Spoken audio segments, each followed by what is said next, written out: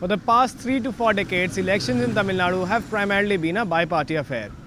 With the emergence of smaller parties, it's making it much more interesting to see which party has the upper hand in the upcoming elections. With just 10 days to go, we see Tamil Nadu and Chennai gearing up for the election season. Tamil Nadu goes to polls on the 24th of April 2014. The elections in the 39 parliamentary seats would be conducted in one phase. The near 72.14 million population of Tamil Nadu is divided amongst 7 scheduled caste and 32 general seats of the Lok Sabha. The capital city of Chennai has been divided into 3 constituencies of Chennai North, Chennai South and Chennai Central. The DMK is one of the oldest and most powerful parties contesting the elections. The DMK has effectively consolidated itself after coming into power in the 1967 elections. After the untimely demise of party founder C.N. Annadurai, M. Karunanidhi became the chief minister of the state and has since been heading the DMK. There has been fierce infighting within the DMK to ascertain Karunanidhi's successor. The battle ranges between siblings M.K. Alagiri and M.K. Stalin. While Karunanidhi places himself behind Stalin, Alagiri sustains his revolt against the party leadership's decision to sideline him. The AIA-DMK is the currently ruling party in the state. With party leader J. Jayalalitha at the helm, the AIA-DMK has been a force to reckon with in Tamil and national politics. The party was formed in 1972 after cine star matinee idol M.G. Ramachandran, MGR, broke away from the DMK. MGR accused the Karunanidhi-led DMK government of corruption and formed the AIA-DMK. After the defeat in the 1967 elections, the Congress party is still struggling to regain foothold in the state. The Indian National Congress on an average gains around 10 seats if their coalition partner emerges victorious in the state.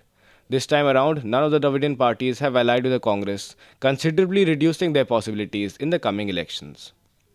Riding high on the Modi wave in the country, the Bharatiya Janata Party has weaved an elaborate pre-poll alliance with 6 parties in the state.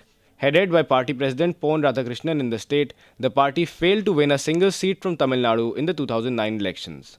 The BJP is contesting along actor-politician Vijay Kant's DMDK, PMK founded by S. Ramados, Vaiko-led MDMK, and the first-time contestants IJK and the KMDK. The DMK will field candidates in 14 seats, the PMK and BJP in 8, MDMK 7, and the IJK and KMDK 1 each. Hoping to cash on Dalit sympathies in the state, the Bahujan Samaj Party is also contesting in the Lok Sabha elections from Tamil Nadu. Having declared candidates from all 39 seats, the party intends to expand rapidly in the state. There's a main strategy is last time what we are taken that percentage of votes, we have to increase the percentage. Apart from that, it's anybody should loss of for the Bahujan Samaj Party candidate, that is our victory. Parties from Tamil Nadu have been instrumental in sustaining and forming central governments since the 70s, when Karunanidhi supported the Indira Gandhi-led Congress party. Both AIA-DMK and the DMK have been switching alliances with the Bharatiya Janata Party and the Congress to remain in power in the state and in the centre. The unpredictability of the elections in Tamil Nadu can be assessed by the alternating AIA-DMK and DMK governments. Both the major Dravidian parties have refused to align with either national political party, thus leading to more than 20 seats in the 2014 Lok Sabha, which may waver to any faction. Now, is there any plan to counter the Modi wave, or is there any Modi wave in Tamil Nadu at all? In Tamil Nadu is concerned, that I am definitely against. There is no such Modi wave in Tamil Nadu. Here again I am repeating you, this is an election between DMK and ADMK.